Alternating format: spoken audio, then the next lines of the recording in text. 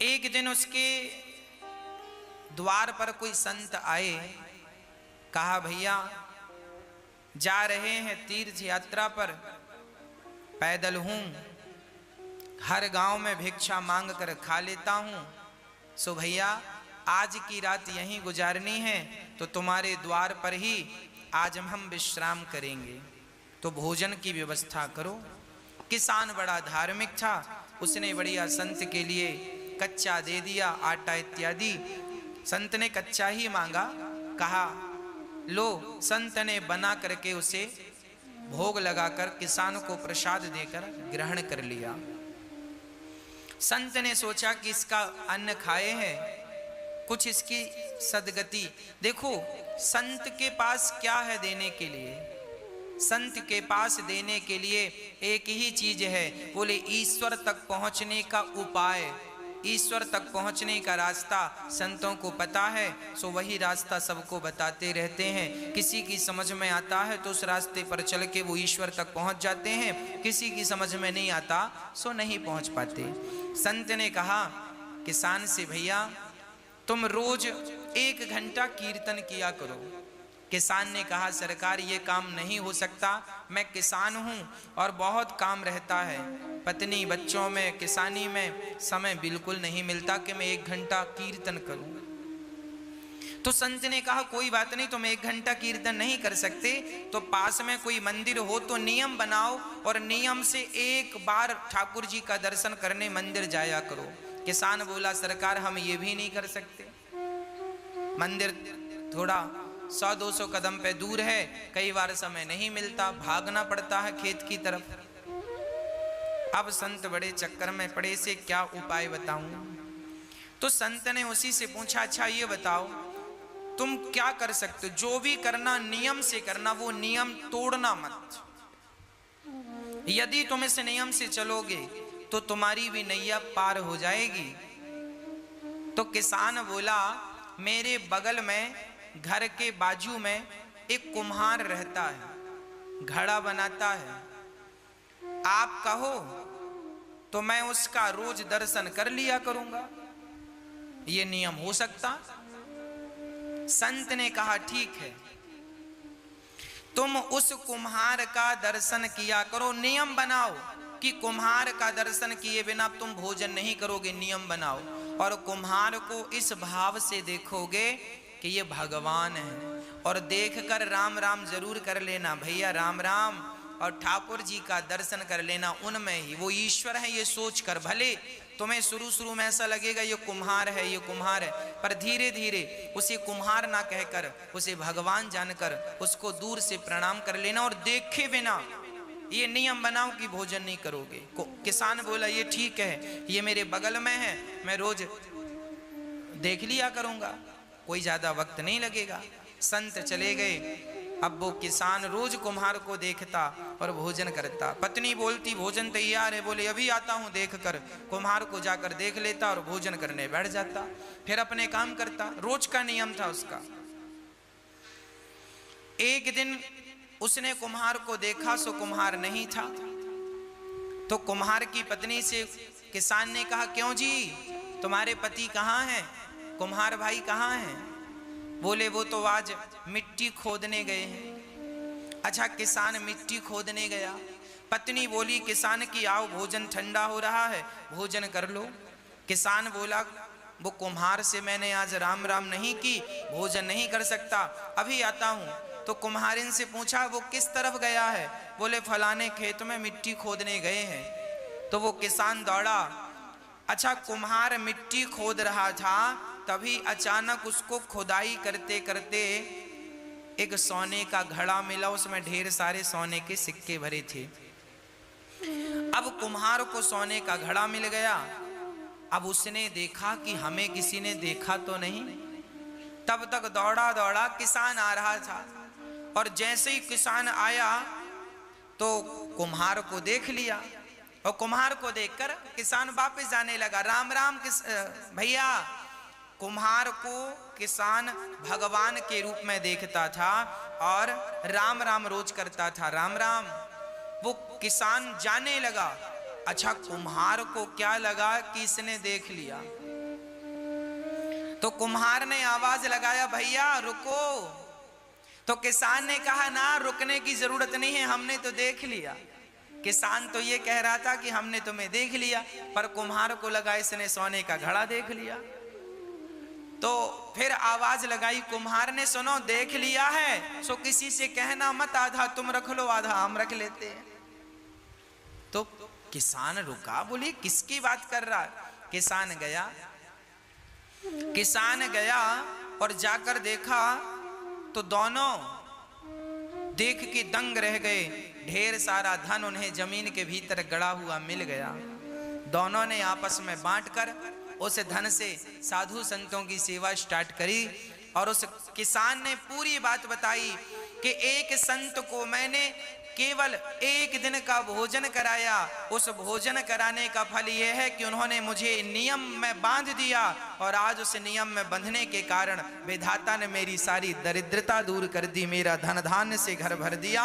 एक बार किसी भूखे व्यक्ति को भोजन कराने का ये फल है कि देर सवेर ईश्वर तुम्हें धनवान बनाएंगे बनाएंगे बनाएंगे। आप एक नियम बनाओ कि रोज भगवान का कीर्तन करेंगे, रोज भगवान का नाम जपेंगे। बिना नाम जपे, बिना कीर्तन किए, बिना ईश्वर का दर्शन किए भोजन ग्रहण नहीं करेंगे। ये नियम, जो व्यक्ति नियम से चलता है उसे भगवत प्राप्ति निश्चित होती है। इसलिए नियम जरूरी है जीवन में।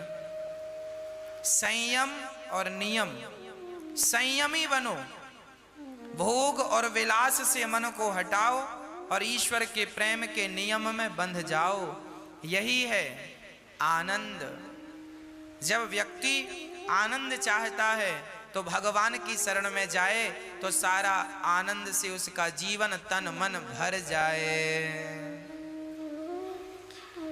विश्वोत्पत्त्यादि है, तवे भगवान क्या करते हैं, विश्व की उत्पत्ति, पालन और संहार करते हैं। भगवान का काम है विश्व की उत्पत्ति, पालन और संहार, है ना। भगवान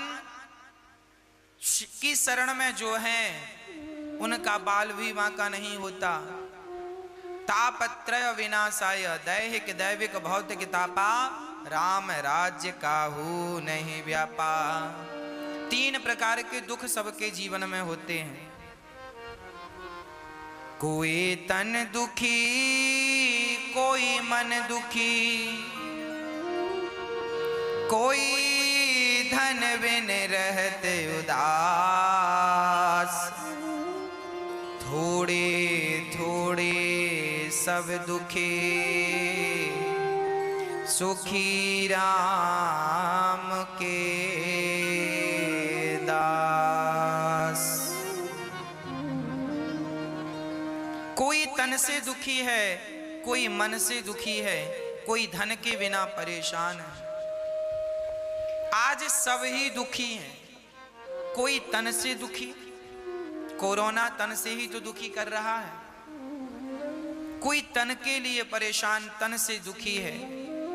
कोई मन का रोगी है, मन की इच्छाएं अधूरी रह गई तो डिप्रेशन आ गया, मन में बड़ी चिंता है, मन में बड़ी टेंशन है। हमें बड़ा आश्चर्य लगता है तब जब लोग ये कहते हैं महाराज जी हमें बड़ी चिंता है।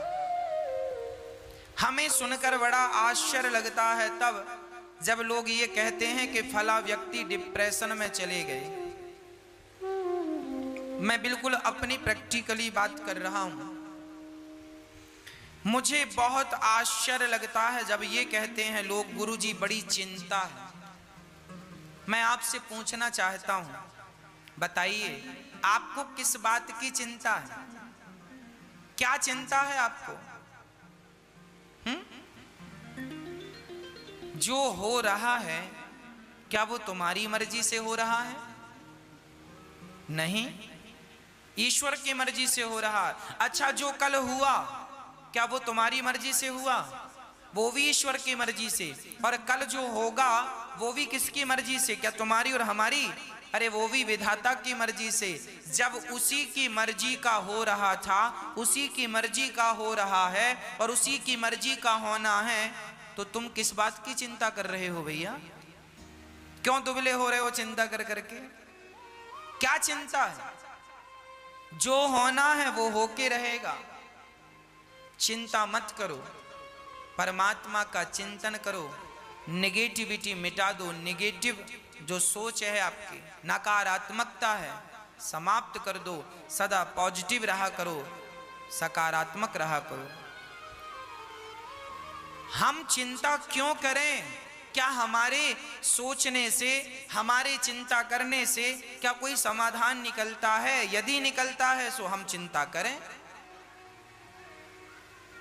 जो व्यक्ति चिंता कर रहा है, इसका अर्थ यही है कि उसे विधाता पर, भगवान पर भरोसा नहीं है। यदि भरोसा होता तो आप चिंता ना करते, आप चिंतन करते, हे नाथ, होगा वही जो मेरे परमात्मा को, मेरे कृष्ण को मंजूर होगा। जो होना है होके रहेगा, तो आप समर्पण उनमें कर दो। क्यों चिंता कर रहे हो? सब बढ़िया होगा। आप तो केवल प्रसन्नता से ईश्वर का दर्शन करो, उनका नाम जपो, सब अच्छा होगा। होठों पे मुस्कान बनाए रखो। मैं आपसे निवेदन करूं, एक संकल्प हम सबको लेना चाहिए। सदा प्रसन्न रहने का संकल्प लेना चाहिए। सदा प्रसन्न रहो। सच्चिदानंद रूपाया, ईश्वर आनंद के स्वरूप हैं। एक बात बताओ, जो भक्त सदा मुस्कुराता रहता है, प्रसन्न रहता है, भगवान उस पर जल्दी प्रसन्न हो जाते हैं। एक मैया वृंदावन आई और ठाकुर जी लड्डू गोपाल जी खरीदने के लिए दुकान गई। तो लड्डू गोपाल जी की दुकान में जाकर दुकानदार से कहा, भैया वो वाले ठाकुर जी दो, वो वाले कृष्ण दो। दुकानदार ने कहा, वैसे ही तो ये हैं, इनको क्यों नहीं लेती हो मैया? तो मैया ने कहा, भैया वो वाले गोपाल जी की ना स्माइल ज्यादा है, वो ज्यादा मुस्कुरा रहे हैं, तो हमें वो अच्छे लग रहे हैं। आप भी मूर्तियां खरीदते हैं, आप भी जब गोपाल जी खरीदते हैं ना, तो एक बार उनकी मुस्कान पे जरूर नजर डालते हैं। जिन ठाकुर जी की मुस्कान ज्यादा होगी, आप उन्हें ही पसंद करते हैं। जब भक्त को भगवान मुस्कुराता हुआ अच्छा लगता है, तो भगवान भी कहते हैं कि मुझे भी मुस्कुराता हुआ भक्त बहुत अच्छा लगता है। जो सदा मुस्कुराता है वो ईश्वर की हर हाल में पूजा ही करता है। इसलिए डिप्रेशन, चिंता छोड़कर ईश्वर के भरोसे रहकर सदा मुस्कुराइए, सदा प्रसन्न रहिए, सदा आनंद में रहिए। ये वक्त भी गुजर जाएगा, ये दुख का वक्त भी गुजर जाएगा। बस ईश्वर का चिंतन और होठों पे सदा मुस्कान बनी रहे। सदा मुस्कुराते रहा करो, सदा हंसते रहा करो। ये हंसने मुस्कुराने का मौका अभी मिला है, हंस लो, मुस्कुरा लो। पता नहीं अगले जन्म में हमें विधाता ने कुत्ता बिल्ली की योनि दे दी, तो कुत्ते बिल्ली की योनि में तो हंसा मुस्कुराया नहीं जा सकता। गधा और बंदर बना दिया तो मुस्कुराया और हंसा नहीं जा सकता। ना जाने कौन सी अगली योनि मिल जाए और हम हंसने और मुस्कुराने के लिए तरस जाएं। अभी अवसर है, अभी मुस्कुरा कर ईश्वर का धन्यवाद करो, तो आपकी गति बिगड़ेगी नहीं। और आप अभी से बंदर का मुंह बना के बैठेंगे तो अगले जन्म में भगवान बंदर ही बनाएंगे। कई लोग ना हम देखते हैं हंसते ही नहीं, बैठे हैं बंदर का मुंह बना के। एक सज्जन, उनको 1 महीने में 2 लाख रुपए का फायदा हो गया। पड़ोसियों ने कहा, किसी ने कहा क्यों, आप तो बड़े प्रसन्न होंगे, आपको तो 2 लाख का फायदा हुआ। उन्होंने कहा, काहे की प्रसन्नता, हम तो बड़े दुखी हैं। बोले, काय बात का दुख है? बोले, हमारे पड़ोसी को 4 लाख का फायदा हो गया, हमें तो 2 का ही हुआ। लो, फायदा हो गया फिर भी वो उदास हैं, फिर भी मुस्कुरा नहीं। ऐसों को भगवान बंदर ही बनाएंगे, जाओ गधा बना देंगे। तुम तो कभी हंसते नहीं थे। अरे भगवान ने ये मनुष्य का तन दिया है हंसने के लिए, खिलखिलाने के लिए, मुस्कुराने के लिए, और आप बस रोते ही रहते हैं टेंशन में, दिन रात टेंशन। भगवान जाने काहे की टेंशन है आपको। जो होगा वो होगा, उसे ना आप रोक सकते हैं ना मैं। होनी तो होके रहे, अनहोनी ना होए, और जाको राखे राम जी, मार सके ना कोई। हाँ जी, भगवान पे भरोसा हो, अटूट भरोसा हो, वो भरोसा हो जो टूटे ही ना। हम संसार के लोगों को देखते हैं, भरोसा वो बनाते हैं, थोड़ी सी मुसीबत आई तो भरोसा तोड़ देते हैं। थोड़ा सा संकट आया, संसार का व्यक्ति थोड़ा सा भी संकट बर्दाश्त नहीं कर पाता। संकट आया और उसका भरोसा टूटा, अरे भगवान की जितनी भक्ति की वर क्या मिला, लोग ये कह देते हैं। भगवान भी बहुत मुस्कुराते होंगे। वाह, एक रिक्शे वाले से एक व्यक्ति ने कहा, भैया स्टेशन जाओगे?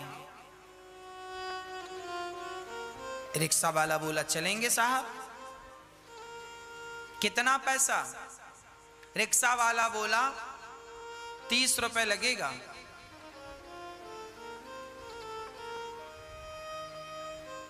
तो वो व्यक्ति बोला, भैया मैं बुजुर्ग हूं और 4 कदम की दूरी पे स्टेशन है, मैं स्टेशन सोसाइटी पे ही रहता हूं, और इस इतने दूर का 30 रुपए लेगा? बाकी रिक्शे वाले तो मैं रोज 10 रुपए में जाता हूं, और आज तुझे 30 रुपए चाहिए? 30 रुपए, इतनी सी बात का 30 रुपए मांग रहा है। दूसरे रिक्शे वाले, उस बुजुर्ग ने कहा, जा हम तेरे रिक्शे में नहीं बैठते। पीछे रिक्शे आया, उसने फिर पूछा, भैया स्टेशन तक जाना कितना? उसने कहा, बाबूजी 10 रुपए लगता है। अरे 10 रुपए लगता तो ये 30 रुपए क्यों बोल रहा है? सोचो, 10 रुपए का काम है और मांग कितना रहा है? 30 रुपए। उसी तरह हमारी हालत है। हमने भगवान का भजन तो 10 रुपए का किया, हमने भगवान को याद तो 10 रुपए का किया, और मांग कितने रहे? 30 रुपए दे दो भगवान। 16 सोमवार का व्रत किया है, अब 16 सोमवार के बदले मांगा क्या? बहू को बेटा ही होना चाहिए। भगवान शंकर जी बेटी ना हो, 2 बेटी ऑलरेडी हमने बड़ी श्रद्धा से पूजा किया, पूजा करी 10 रुपए की, और बेटा मांग रही है 30 रुपए का। अब देख लो, लोग अपना बजट नहीं बढ़ाते हो, भगवान से बड़ा बड़ा बजट मांगते हैं। अरे भैया, आप भी भगवान से प्रेम ज्यादा करो, प्रेम ज्यादा करो, भक्ति ज्यादा करो। आप अपना बजट बढ़ाओ। जब प्रेम का, भक्ति का बजट बढ़ेगा तो आपको मांगने की जरूरत ही नहीं पड़ेगी। भगवान स्वयं बिना मांगे आपको देते रहेंगे। और भगवान तो सबके माता पिता हैं, उनसे कुछ मांगने की जरूरत नहीं पड़ती। वो सर्वांतर्यामी हैं, वो सब कुछ जानते हैं। आपके बिना कहे समझ लेते हैं कि आपको किस चीज की जरूरत है। आप सच्चा प्रेम कीजिए, भगवान आपको सब कुछ देंगे, है ना। सदा मुस्कुराइए, सदा ईश्वर का धन्यवाद कीजिए, शिकायत कभी ना कीजिए। क्या सुदामा जी के जीवन में शिकायत थी? गरीब थे, 4 दिन चूल्हा नहीं जलता था, परम उपासक थे सुदामा जी। सुदामा जी चाहते तो कह सकते थे, वाह कन्हैया, मैंने तेरा इतना भजन किया और तूने मुझे क्या दिया। पर नहीं, जिससे प्यार किया है ना, उससे शिकायत नहीं करूंगा, और वो भी प्यार भगवान से। कोई शिकायत नहीं। जहां प्रेम है वहां शिकायत नहीं है, और जहां शिकायत है वहां प्रेम नहीं है। इसलिए भगवान कहते हैं, राम ही केवल प्रेम प्यारा, मुझे केवल प्यार करो, मुझे पैसा हीरा मोती सोना चांदी मत दो, फूल फल मुझे कुछ मत दो, दूध दही मुझे कुछ मत दो। पर मुझे केवल भक्त प्यार करे। भगवान प्रेम का भूखा है। अरे प्रेम करने से तो भगवान बिक जाते हैं। कोई खरीदना चाहे सो उसे खरीद ले। केवल प्रेम, राम ही केवल प्रेम प्यारा, जान ले जो जानने हारा। भगवान हमारा सारा दुख हर लेते हैं। कोई तन से दुखी है, भगवान की शरण में जाए सो तन अच्छा हो जाए। एक सज्जन हमसे बोले, गुरुजी ये बात लगभग 2 वर्ष पुरानी है, 2-2.5 वर्ष पुरानी बात हम आपको कह रहे हैं। एक सज्जन ने हमसे कहा, महाराज जी बुजुर्ग थे, उन्होंने कहा कि डॉक्टर ने हमसे कह दिया था कि अब आपका जीवन पूरा होने को है, कभी भी प्राण निकल जाएंगे। तो उन्होंने कहा जब कभी भी प्राण निकल जाएंगे तो हॉस्पिटल से छुट्टी कर दो। उन्होंने कहा घर जाइए। अब वो घर आ गए। वो दादाजी कथा सुनने आए और पर्सनल हमसे मिले और उन्होंने कहा, महाराज जी 3 साल पहले डॉक्टर ने कहा था कि तुम्हारा शरीर कह रहा है कि कभी भी प्राण निकल जाएंगे, पर महाराज जी देखो मैं भगवान की कथाएं निरंतर सुनता था, कीर्तन निरंतर करता था, तो आज 3 साल हो गए, अभी मैं स्वस्थ हूँ, काम भी कर लेता हूँ। डॉक्टर कह रहे थे कभी भी तुम अब मर जाओगे और 3 साल से मैं स्वस्थ हूँ, काम कर रहा हूँ। डॉक्टरों के हिसाब से तो मैं मर गया हूँ, अब तो भगवान की दी जिंदगी को आनंद से जी रहा हूँ, इसलिए जो जिंदगी है उन्हीं के नाम कर दी है मैंने जिंदगी। हाँ जिंदगी अब तो मेरी तेरे नाम सावरे, जिंदगी अब तो मेरी तेरे नाम सावरे। बची हुई जिंदगी भगवान के नाम कर दो। जब हम जिंदगी भगवान को सौंपते हैं, उनके नाम कर देते हैं, उनकी चिंता है। इसलिए कोई तन दुखी, कोई मन दुखी, कोई धन बिन रहत उदास, थोड़े थोड़े सब दुखे, सुखे राम के दास। कोई तन से दुखी, कोई मन से, कोई धन के बिना। सुखी कौन? जो भगवान के भरोसे हैं। जो भगवान के भरोसे हैं वो बहुत सुखी हैं। इसलिए भरोसा किसका? केवल कृष्ण का भरोसा। मुझे और किसी के भरोसे की जरूरत नहीं है, किसी के भरोसे की चाहत नहीं है, भरोसा केवल कृष्ण का है। ऐसे भगवान जो हमारे समस्त दुखों का नाश करते हैं, ऐसे भगवान को, श्री राधा सहित कृष्ण को श्री कृष्णाय वयम नुमः, ऐसे भगवान को हम हृदय में बसाते हैं।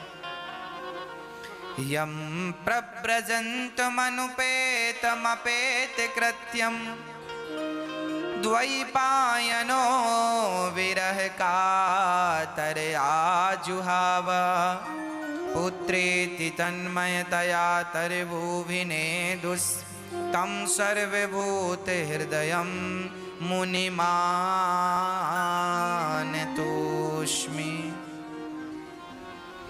श्री सुखदेव भगवान का जन्म हुआ और जन्म लेते ही सुखदेव जी सन्यासी हो गए। ऐसे सुखदेव भगवान को नमस्कार करते हैं। 88,000 ऋषि बैठे हैं नैमिषारण्य में और 88,000 संतों के बीच में सूत जी आए तो सूत जी का खड़े होकर सारे संतों ने अभिवादन किया और सूत जी से कहा, महाराज हमें कथा सुनाओ। सूत जी ने कहा, आप हम सबका सम्मान खड़े होकर क्यों करते हैं? बोले, धन वृद्धा बल वृद्धा आयुर्वृद्धा तथैव च ते सर्वे विज्ञान वृद्धाश्च किंकरा शिष्य किंकरा। कोई धन में बड़ा हो तो धनवान कहलाता है, बल में बड़ा हो तो बलवान कहलाता है, आयु में बड़ा हो तो आयुवान कहलाता है, पर जो ज्ञान में बड़े हैं वो सबसे बड़े माने जाते हैं। आपकी आयु 20 वर्ष की है और आप ज्ञान में सर्वश्रेष्ठ हैं, इसलिए आप पूजनीय हैं, आप वंदनीय हैं। आपको हम वंदन करते हैं, आपका स्वागत करते हैं। सौनक आदि ऋषियों ने सूत जी से कहा, हमें यह बताओ कि हमें कृष्ण की प्राप्ति कैसे हो।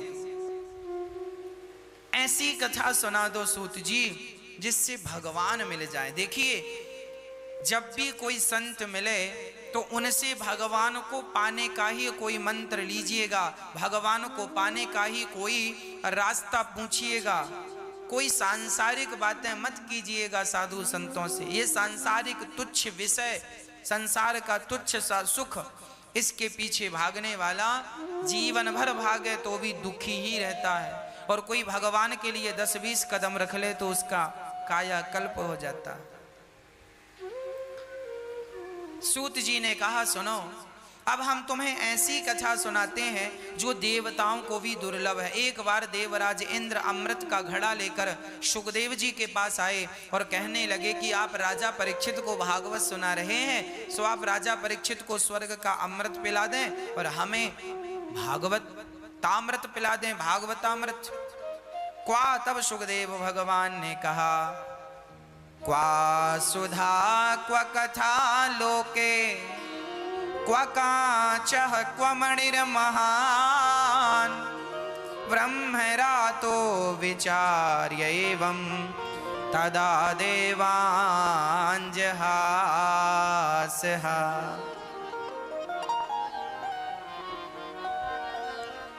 अच्छा, इंद्र ने बड़े बहाने से कहा।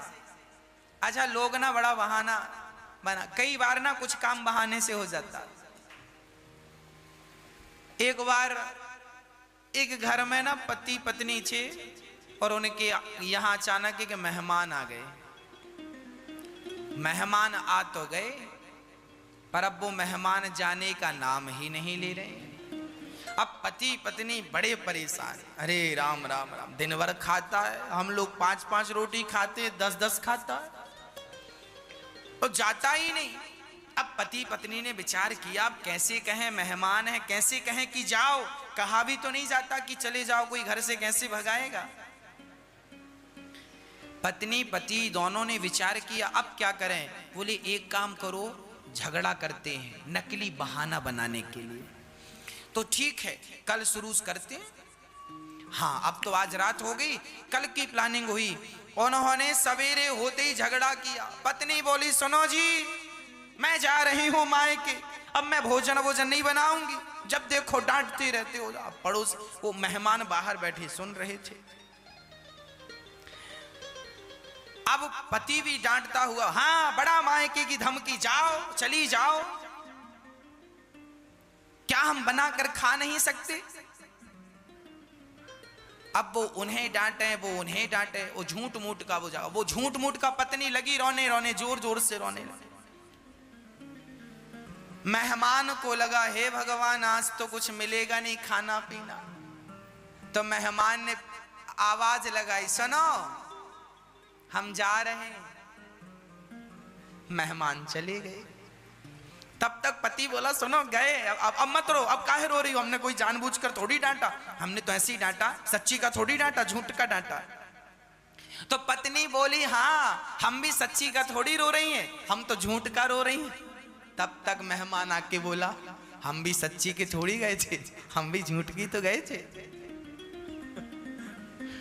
तुम सच्ची का डांट नहीं रहे थे, तुम सच्ची का रो नहीं रही थी, तो हम भी सच्ची के नहीं गए, हमें पता था कि तुम बहाने कर रहे हो। मेहमान आए, बोले चलो भूख लगी है बनाओ। अब वो लगी बनाने। कई बार काम बहाने से हो जाता है, पर कई बार नहीं भी होता। तो ऐसा ही है कि बहाने से इंद्र बहाना लेके आए कि स्वर्ग का अमृत आप पिला दो परीक्षित को और हमें कथा अमृत पिलाओ, कथा का अमृत पिलाओ। बहाने की बात याद आई सो मुझे एक बहाना और याद आ गया। एक बूढ़ी मैया थी, उनके घर एक साधु आए। साधु को देखकर मैया ने कहा, महाराज बैठो, हम आपको भोजन कराएं। भोजन कराएं। संत बोले, हाँ हाँ हम तब तक पूजा कर रहे हैं, आप भोजन बनाओ। अब वो बूढ़ी माँ बड़े प्रेम से वो बहुत बढ़िया भोजन बनाए और भोजन बना के संत को कहा बैठो। अब संत ने कहा ठीक है, हम बैठ गए। मैया ने थाल में सब कुछ, दाल चावल खीर सब्जी पूड़ी रोटी सब बनाया था, सब परोसा। पर बेचारी पापड़ परोसना भूल गई। पापड़ भी बनाया था पर चूल्हे के पास ही पापड़ अब इतना परोसा तो बेचारी भूल गई। और अब वो महात्मा खाते खाते उनकी नजर पापड़ पे गई। अब वो खा रहे हैं सब, पर बार बार उनका ध्यान पापड़ में है कि पापड़ भी मिल जाता, पर कहें कैसे कि पापड़ दे दो। तो उन्होंने बहाने से कहा, मैया आज हम आ रहे थे ना तो एक बड़ा सांप मिला। अच्छा,